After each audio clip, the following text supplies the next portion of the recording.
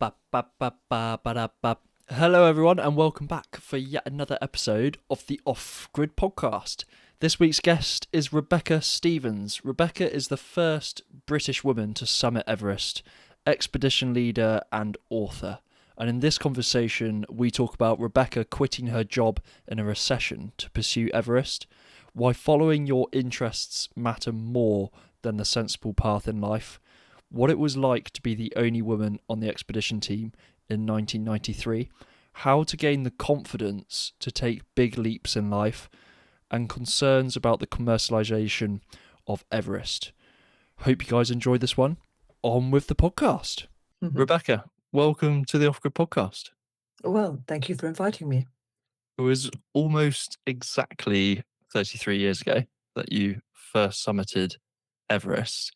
Now, you've just let me know that you didn't even realise it was the anniversary. I was too busy cutting hedges. I completely forgot. But yes, May the 17th is a date that is usually in my mind. I don't know how What's it's it sort like of. to reflect back on that time? Um, well, it is 33 years ago, which I can say now is more than half my life ago.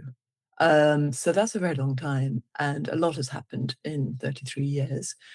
But that isn't to say that that day was transformation in my life. I was in denial for a while. I just was saying, well, it's a hobby, it's a mountain. I climbed it. I always wanted to, but that was great. But things changed radically for me. I mean, in a very practical sense, I gave up my job in order to do it. So I came back to self-employment, which I'm still 33 years on, made my own way. But I think one of the things that's most significant in my life is that it opened doors. I mean, there is something that is ridiculous about this, but it did. That's the real world. So I was introduced to people, I met people, I have worked with people who I never, ever would have encountered without Everest. And I can give you a very, very specific example. So shortly after that trip, I was at a dinner and I was sitting next to George Lowe, who some will know was on Everest 53. He was the other Kiwi. He, at that time, was working for the Himalayan Trust UK. And we were both listening to a talk, and he wrote on his napkin and slipped it under my empty plate. And I pulled it out and read it. And he said, "Would you like to be a trustee of the Himalayan Trust UK?" No question.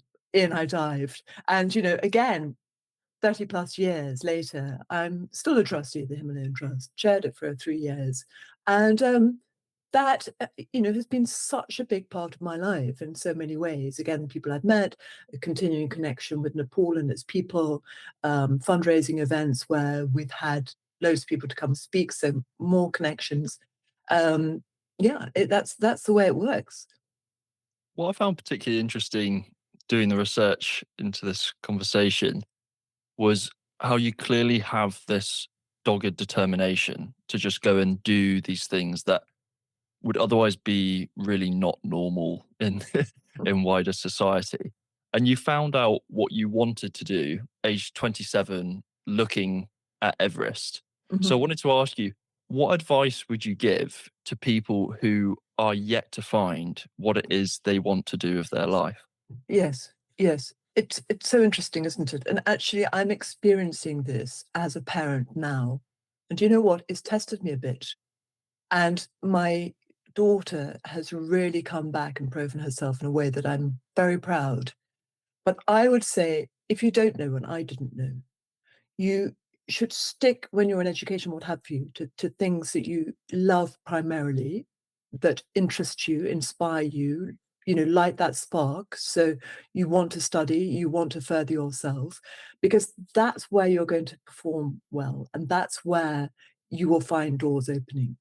Now, why I talk about our younger daughter is she experienced something very similar to me, which was for her A levels she could do science and she felt she should do science because that was sensible. For me, there was more pressure. I was going to do maths, English, and art at A level, and I was at a grammar school that was no, I look back on it and I'm very thankful for that education. But there were aspects of it which were quite narrow. One was they didn't regard art as a serious subject. I really don't believe that. So I was pushed towards the sciences. Don't regret it in a way, but Actually, those subjects I chose, first off, maths, English, art, were my core interests, if you follow me. So my daughter had exactly the same experience, ended up doing all sciences, but more off her own fruition than teacher pressure, but some societal pressure that there'd be more opportunity there. And she is going to university in September. She, like you, is traveling at the moment. And she was up against a deadline of her choice, and she had reapplied. And instead of physics and philosophy, she's gone for English and philosophy. All right. So as a parent, I'm sort of thinking, I think physics and philosophy might have opened more doors for you. But English and philosophy, she missed out on that. She wanted to do that. It's who she was when she was 13, 14. I assume she would take that road. And I think she has very courageously gone with what's true to herself. And, you know, any teacher would say, oh, push them to science if you can. I'm not sure. I think that she will be much happier going to that library studying English, particularly having missed out on it at A level. And the next step, she's not clear about either. But I think it will help her lead her in a direction that's truer to herself. And, this might sound a privilege to be able to talk like this, and perhaps it is, but, we just don't know where the world is going at the moment. We really don't. And to have one thing on your side is that, you're doing what you're good at and you love. That's got to give you a little edge over, people in this world where there's so much uncertainty moving forward. Absolutely. And at Mm. the time that you did come around to thinking to yourself, okay, I'm going to summit Everest, you mentioned earlier that the biggest risk you felt associated with that at the time was quitting your job. Yeah, absolutely. Why did I that mean, feel like the biggest risk when you're summiting well, Everest? because it was the early 90s. There was a recession. I had a job that, paid the bills every month, and I was throwing it away. And, back in the 1990s, there was not the certainty of getting up that mountain like there is now. I didn't come from a climbing background. I'd been climbing for about approaching 4 years at that stage, which was not very long going back in the early 90s. So there was, I knew if I had the opportunity to climb that mountain, namely if the team worked together well and the weather allowed, then the chance of me getting up, because I so badly wanted it, I had a belief I would. I mean, that may sound arrogant, but I thought I can do this. But there are so many things that can go against you, including the weather. And I'd seen that in 1989. That was the first time I went to Everest as a reporter on that expedition. Nobody got to the top that year, at least not on the Tibetan side where I was. There was just too much snow. But I could see that those who got the highest were those who wanted it very badly, and also those who had a degree of luck with their physiology in terms of acclimatizing and enough skills. But let's be clear about this. Everest is not a super technical mountain. So with enough skills, luck with my physiology, which I felt I was okay at that, not super acclimatizer, but okay. Then I needed the weather and I needed the team. But I went out there with, I mean, logistically, or I should say rationally, the chances of success were quite small. So it was like throwing away a sense of security and the money coming in to pay the mortgage, for something that I had no idea what the outcome was, right? Um, so yeah, I had to write that letter of resignation. I remember going to meet the man who'd made the decision whether I could take the time off, and I had all sorts of excuses up my sleeve, but they weren't going to work. And then I had to write that letter of resignation, and I thought, right, this is it, go for it. But coming back to what we were talking about before, that was when my actions were 100% aligned with my inner self. There was a tremendous liberation in that moment as well, and a freedom that somehow I'd make things work, even if we didn't get up Everest. That it was my friend calls it a categorical imperative. I had no choice. Okay, and you speak about alignment there. That's quite a time in your life coming to your late 20s, because I know that you were working as a journalist at the Yeah, time. So yeah. you had a good job going for you, like a really Oh yeah, I was enjoying it. Yeah, it's true. I was. But once Everest came into my life, that overshadowed everything else. Can you So talk to me what that alignment feels like? Like if you were living yeah, your life at that time, and then the moment that you had discovered Everest, what does true alignment really feel like for you? I think that it is every waking hour and every breath and every action is moving in the direction that feels right for you. Um, and there's no procrastination in the sense that, oh, I can't get down to this because I don't really want to do it. In so many ways, Everest was easy because I was doing what I loved. So even the organization and getting the kit and efforts to get fit and sponsorship, all those things, they were so a part of what I wanted to do that none really felt like effort.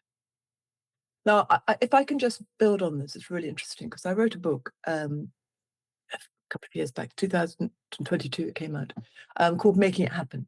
And there I had the privilege, and I mean this, of interviewing a series of people who were absolutely phenomenal in their chosen fields. And they were all different fields. There was an army officer, there was a ballerina, there was a climber, there was people in IT and business, there were communicators, educators, you name it, there was a whole bunch of people.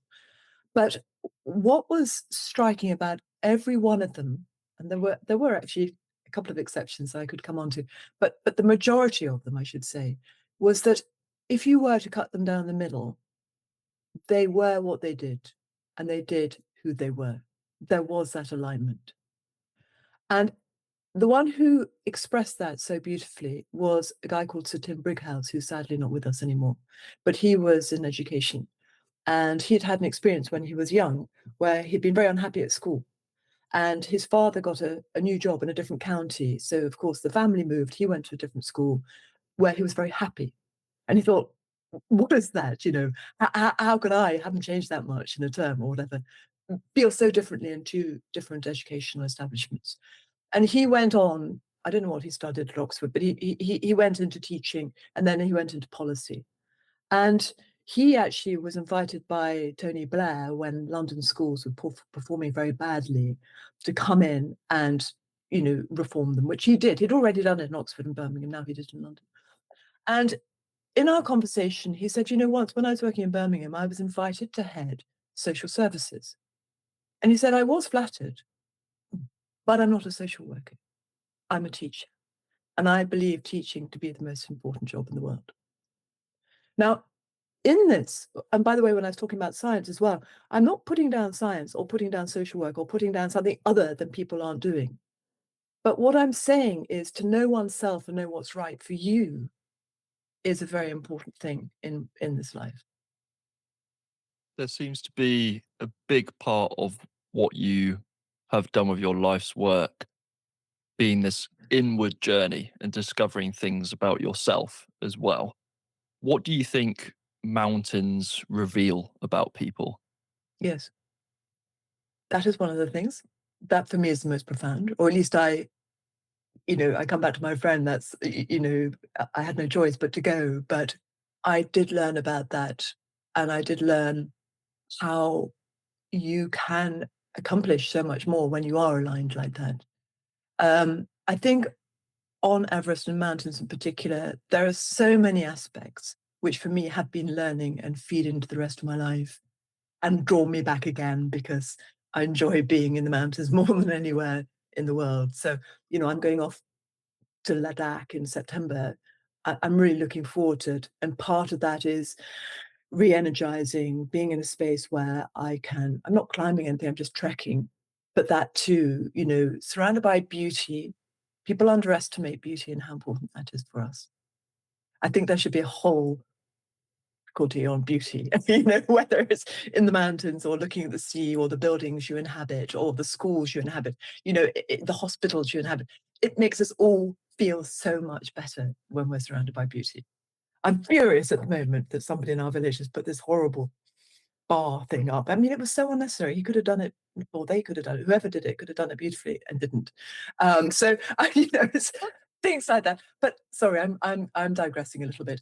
So there is definitely the beauty. There is that bit that I think many people in the mountains would express, in that you are using your whole body. Okay.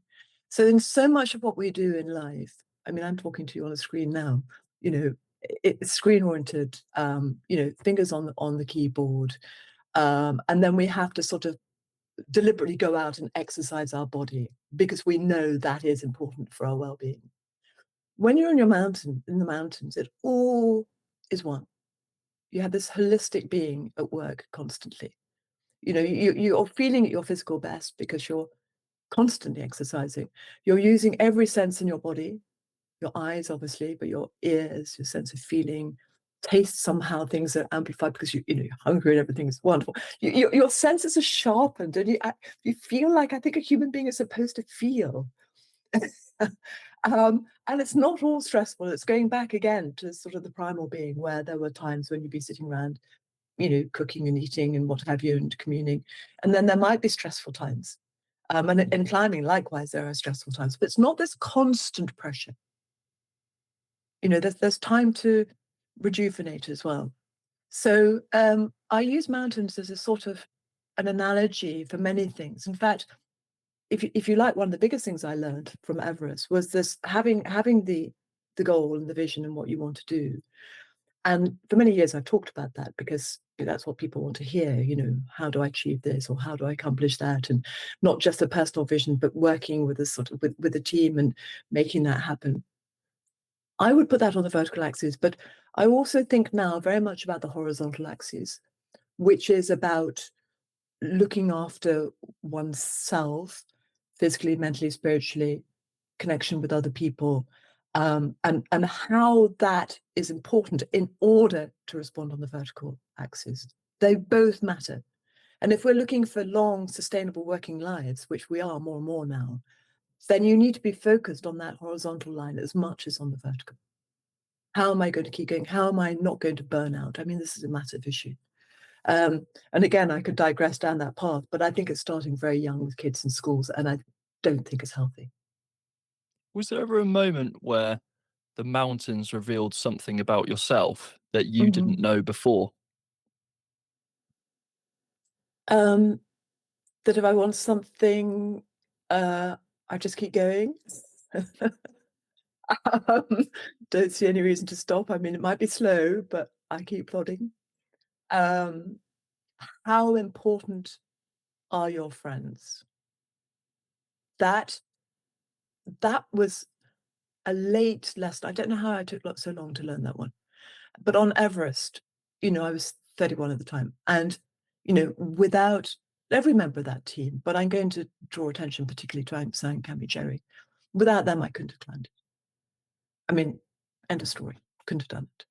So, you know, there are times when you reach out and help people, and there are other times when you have to say, I need help and support. And that interdependency is what makes us human. It's what makes life interesting. Um, it's what gives joy, because, it would have been a bigger accolade to climb on my own, but it wouldn't have been nearly as much fun. Sharing that experience with Aung San Kami Cherry was what made it memorable, what made it something I was able to share with them. It was just everything. So that sort of interconnection with others, I think, is very, very important.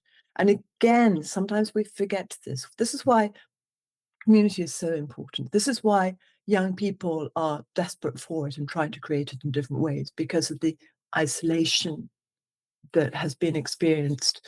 Dare I use the word social media? But we know now, the detrimental effects of that. This is why businesses work so much better when people remember they are working with other human beings, and actually that the relationship between them is probably the most motivating force, and not to ignore that. So yeah, that was a massive learning for me. And you summited with your two Sherpas, Cami and Yes. Ang. What was the relationship like between you three? Well, listen, I have to say, first of all, I didn't go there thinking, you know what, I'm really going to build strong relationships with the Sherpas. They're the ones who are going to get me up. Of course, I didn't think that. But retrospectively, I realize that the friendship that was developed on the mountain was the reason we were able to climb. We spent a lot of time together. I mean, that's the thing. If you read mountaineering books, you usually get the drama in there, hanging on by your fingernails, where in reality, there's a lot of hanging around, a lot of time waiting for the weather, a lot of time drinking tea, or not tea in my case, I don't like it, but drinking fluids as much as possible, a lot of time to chat. And that's another thing I love about it, is all those daily distractions of, all the emails you have to answer and things, you can forget about them. Although I think people take computers to the mountain now, but I don't. And so in that time, I learned a lot about their lives and talking about the Sherpas. We went through experiences together, for example, going to the high camp, to Camp 4, and then retreating back down again in bad weather. It was with Aung Kamichera I did that. So you learn to trust one another through that as well. And of course, friendships are part of trust. Um, and towards the end of the season, when I was still thinking about going back up to Camp 4 from Camp 2, when, to be perfectly honest, I was pretty much on my own in our group at that stage. There was one attempt I made with John that didn't materialize. And then there was nobody except for the Sherpas. They weren't with us at Camp 2, but for reasons that I've never really asked them, they came back up to Camp 2 and put themselves in a position to climb with me again, if that was a decision we were to make. Now, that was way beyond the call of duty. The weather forecast was completely rubbish, 60-knot winds. We'd already made an attempt, and you don't usually make a second attempt up to the South Col. And I was the only person. We were at the end of an expedition where my body was weakened. I suspect the same for them as well. There was a whole lot of stuff against us that made it improbable that we would get up higher than the South Col. But they were there to give it a go, just in case the weather forecast was wrong, which it was. And you're talking about decision making here, which is ultimately life or death. So it's Mm. a lot of pressure. Can you talk me through a bit about that decision making process when you decided to come back down to Camp 2, and then it felt like you were perhaps the odd one out in the expedition group who wanted to carry on? Yeah. That decision to go back up was difficult because I was exhausted, because the chance of success looked slim. Um, and by the way, I could only even consider that decision when the Sherpas did come back up. Before that, it wasn't going to happen. Um, and the learning I took from that, if you're going to ask, and this is a really important learning as well, that I practice in life as much as possible. I don't always succeed to do so. But I made that decision that night to go back up, despite thinking we would just get blown off again and come straight down from South Col. Um, the main question in my head was, what if I don't? What if I go home and I lie in bed at night thinking, what if we're just gone and the forecast was wrong? I can't know that without putting myself back up on the South Col. Got to do that. And there is a sort of a concept called the circle of influence, things you can control and things you can't control.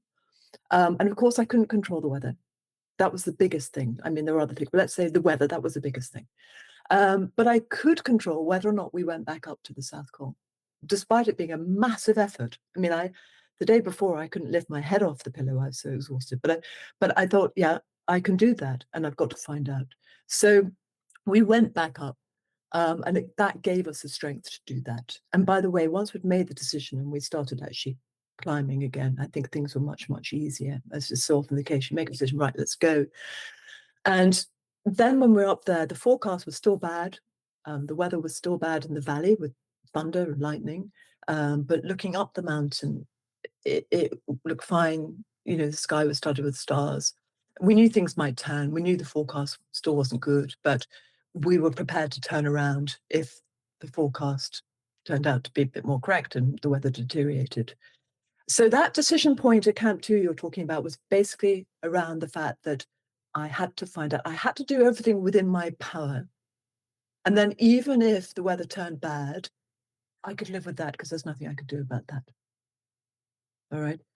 there's something called the paradox of resilience, um, which is a very similar concept. That there's an argument that resilient people don't look at the world through rose-tinted glasses. Far from it. They look at it as it is, the reality of it, and then they work out, what can I do, and what can't I do? And then rather than becoming very depressed and losing energy through everything they can't do, and how easy would it be in our world at the moment to do that, they look at their field of influence and say, but you know what, I can do this, and I can do that, and I can make this happen. And I mean, can you imagine a model like that? If 8 billion people in the world did that, it would be amazing, right? it would channel all the energy into the right place. And we'd all do our little bit, and collectively that would be magnificent. Um, but it takes a bit of training, I think, and just a bit of an awareness. I mean, even thinking like that. Okay, yeah, I can look at my television in the evening and I can see these things happening, and it's just horrendous. Let's get back to reality. What can I do? And that might be going out to support people, but let's be clear, make a decision, and just focus on what you can do in the moment.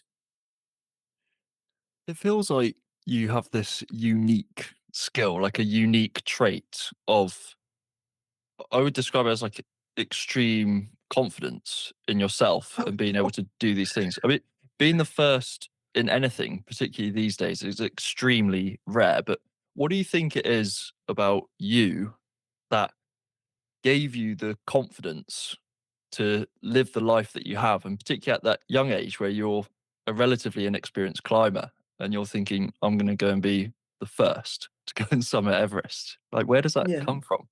yeah. I mean, first is a fun thing, and I mean, I would agree with you. I think in the history of time, first is something. But you must remember that I happened to step on the timeline when there had been no British woman who climbed it. That was an element of luck in my life. And when I was going to climb Everest, it was because I wanted to climb this mountain. It wasn't because I was thinking, oh, God, here's a first, I've got to grab it. You know, um, and the significance of first, if you like, came into play in my life later than in that moment, I think. Um, but why did I think that I could do that? I think a lot of these things probably stem from early life. Um, and I'm trying to pinpoint it. I mean, there was one moment in my life when I obviously didn't have the confidence to do something, when I had an invitation to go out to Kenya in a university holiday and work on a farm there. And I thought, well, that's not going to happen, is it? And I went home and I mentioned it to my mum, who said, well, you must do that. It was just like, well, of course you're going to do that. Like, oh, okay. And it was just that little nudge. And I think nudges are very important because, when you start performing something, you then get into the habit of it and it becomes easier. But often we need that little nudge somewhere along the line. And in a way, it's our duty as parents and adults to do that for younger people. Yeah, well, why do you think you can't do that? Of course you could do that. I also think that I've been blessed with a lack of imagination. I seriously think that there are a couple of things that I'd said yes to, and then I thought, what am I doing? Um, I've had that experience ski touring in the Alps, oh, that would be fun. And then you think, there's no safe way out of here. You go that way, there's avalanche risk, and you go that way, and there's avalanche risk. And it's like, which way do we go? And on a sailing trip to Antarctica, I mean, I talked about meeting people through this experience, right? This is a classic example of that, where I met somebody who said, oh, I want to go to the South Magnetic Pole, which happens to be floating off the coast of Antarctica. I've chartered a 60-foot steel-hulled yacht. Would you like to come? Well, there were 3 of us, all journalists, as it happened, who were invited. I go, fantastic. So all I had to do was to get myself to Hobart. And I honestly tell you, the only time I'd really sailed before that was across the Solent when I'd been violently sick. And I just sort of forgotten about that. And I just thought, wow, sailing to Antarctica. And then, you find yourself on what's a relatively small boat by layman's standards. I know for yachties, 60 foot is quite big, but in the Southern Ocean, it didn't feel that big to me with 10 people on it. And, you're fighting horrendous storms. and the sails are ripping, and the life craft's been swept off the deck, and you're finally anchored off the coast, and you're sitting there stitching up the sails again to get back home. So I didn't imagine any of that. I said yes, and then I just had to deal with it. I was in the Everest region about 3 years ago, and Mm, I remember I'd been in Nepal for 3 months at the time, and I mm, saw these trekkers who were going to Everest base camp.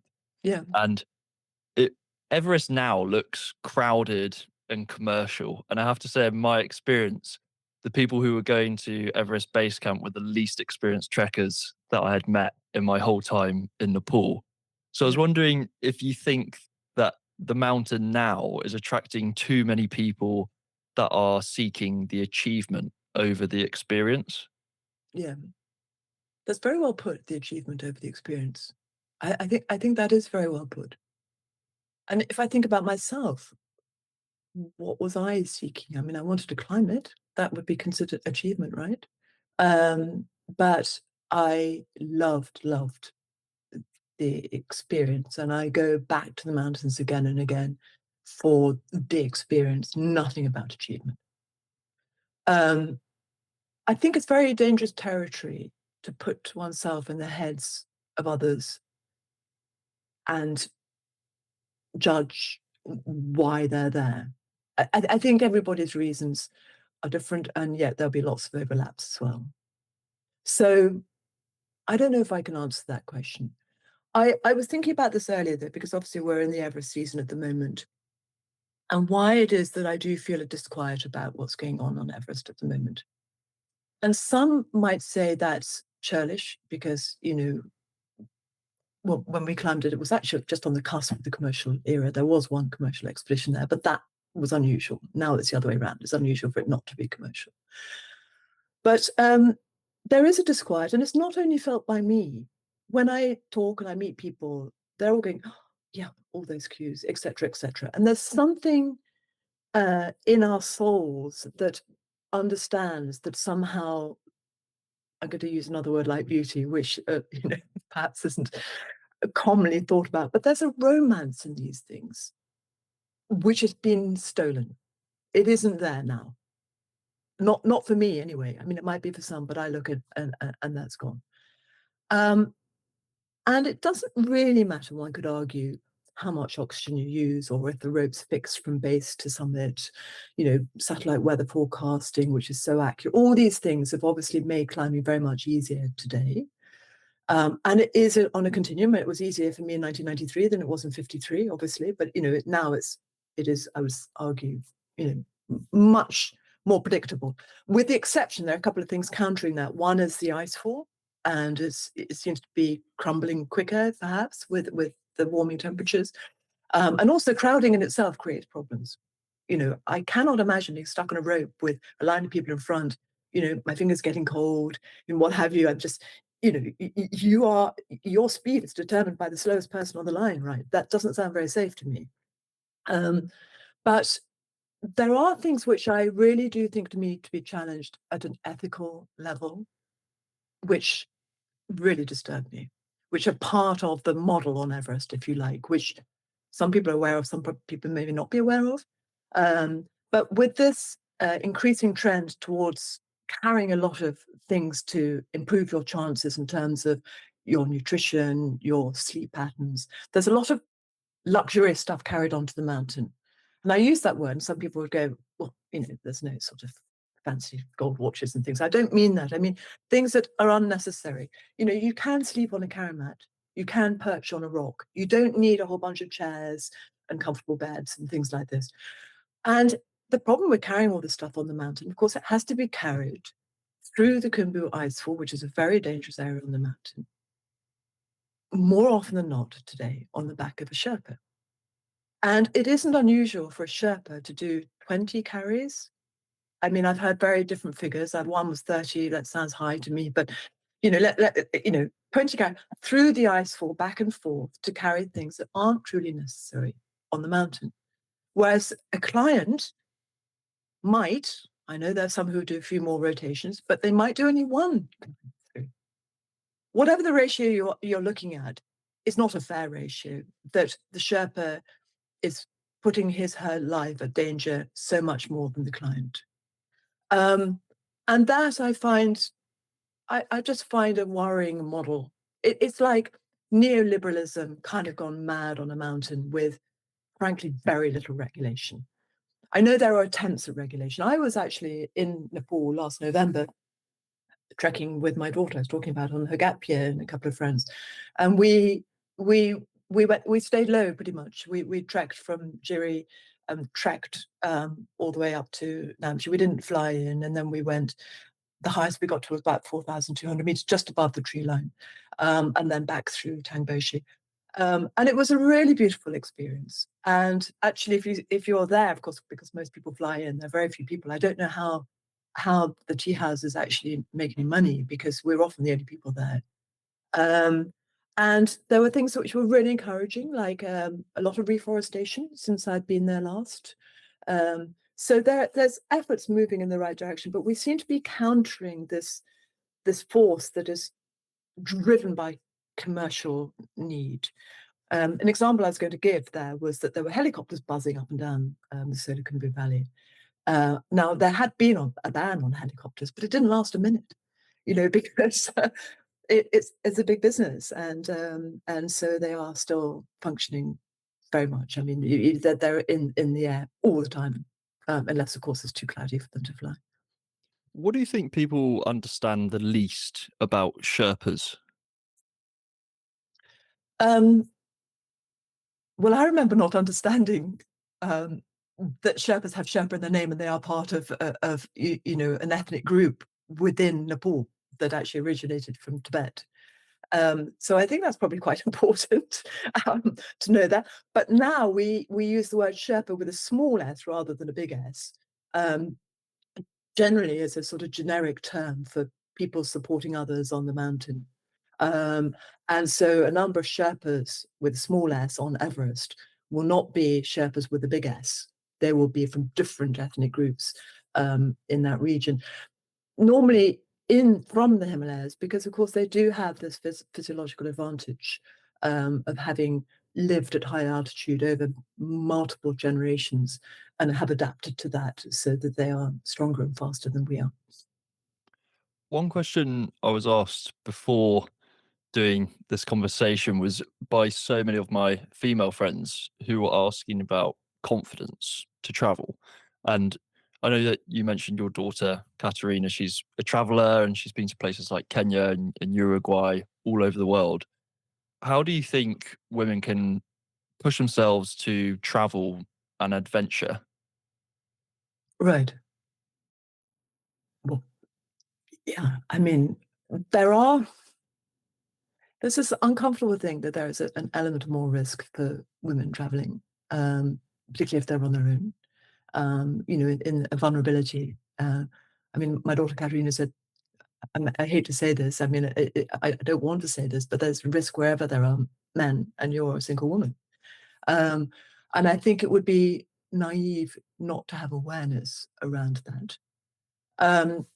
Having said that, I think that that is true for a tiny minority of men.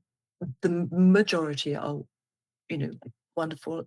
It's almost like if you go with trust, you receive trust, but not naivety, if I can put it that way.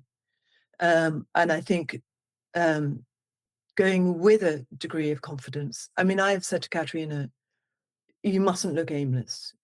When you arrive at the airport, you need to know where you're going.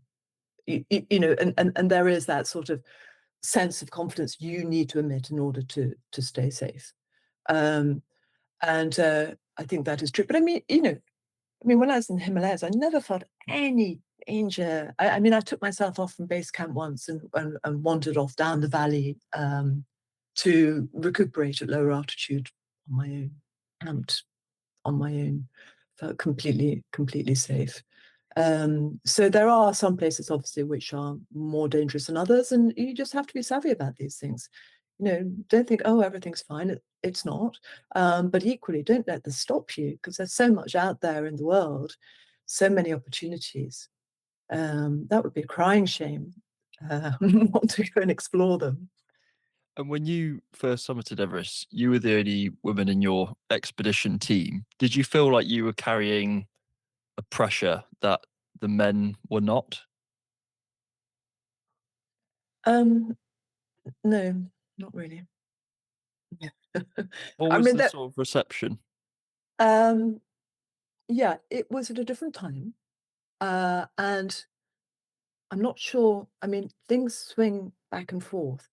I mean, in terms of sexism, I would say that we've probably got a bit more of a problem now than when I was growing up. Very sad, but I think there's some truth in that. Um, but nonetheless, in the climbing world, there are many more women climbing now.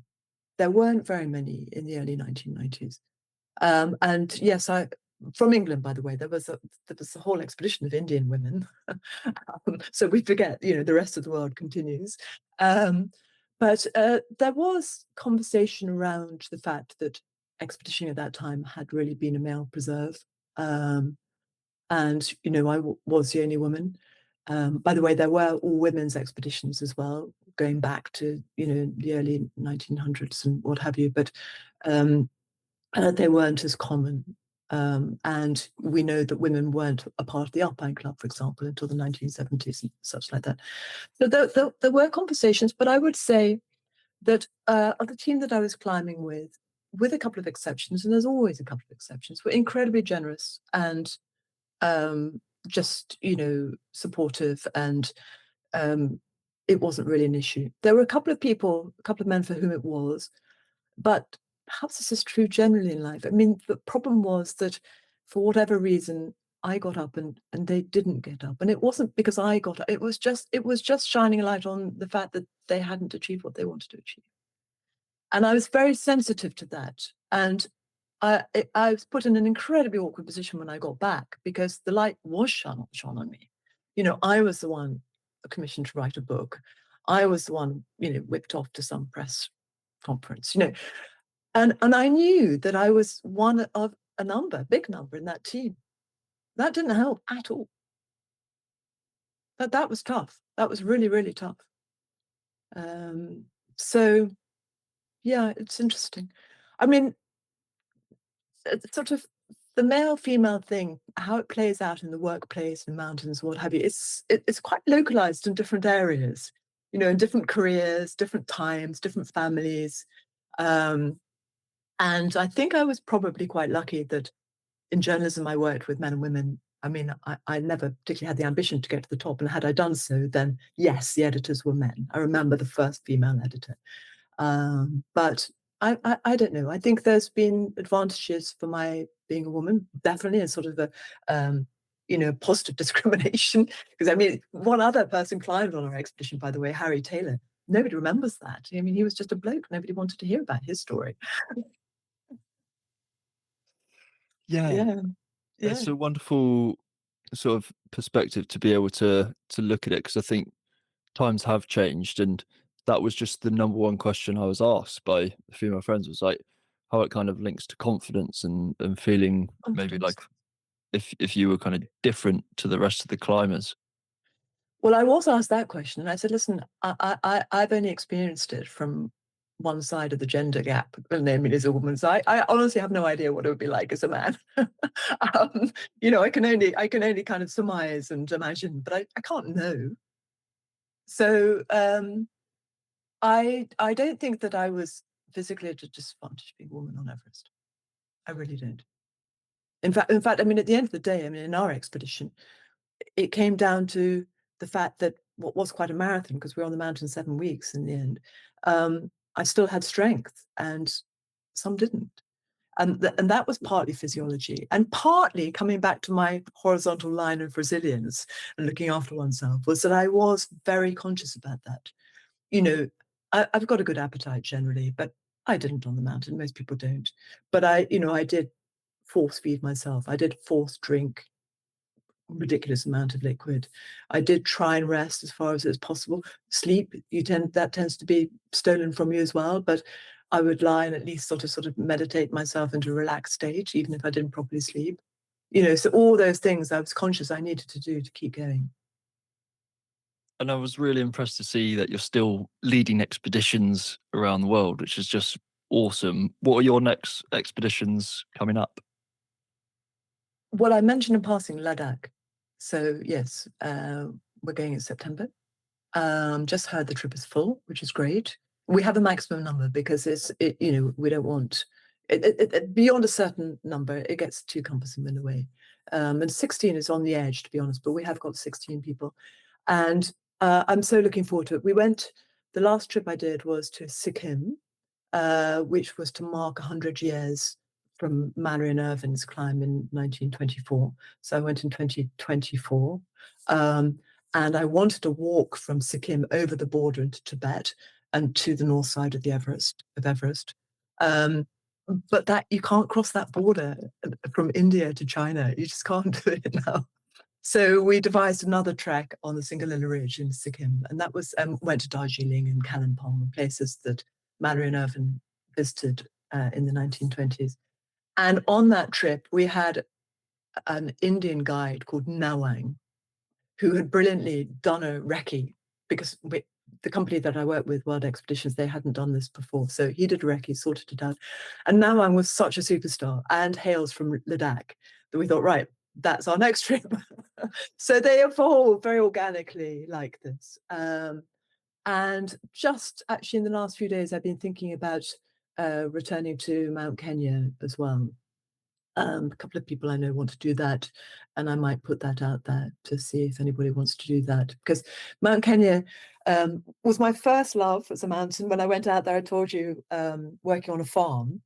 One of the mad things we did was we ended up flying. Paddy was a pilot, and she tested this plane. I'll never forget it because it was a little Cessna, and she would sort of test the wings and the propellers. And then she opened the fuselage and looked at the engine, and she said, "This bit I leave to God." And I go, "I love this." And we got in this little Cessna and we flew to the sort of lower slopes of Mount Kenya, where a friend of hers had actually got out a lawnmower and mowed a strip. And so I was in love with Mount Kenya from that moment, which was very many years ago. And I've climbed it a couple of times. Once by the ice window route, which is impossible now because it's melted away. But Point Lenana is something that you can trek up very comfortably. And I took a group there 3 years ago, maybe. So, and it's very unpopulated. Very few people there. It's extraordinary. Maybe I shouldn't be talking about it too much. Don't want to spoil it. Rebecca, thank you so much for sharing your clear love for adventure in the mountains, but also how that's helped you inwardly and what that's helped you Mhm. discover about yourself. So, yeah, thanks a lot for coming on. Thank you, Jake. It's been really a pleasure talking with you. And you, thanks a lot.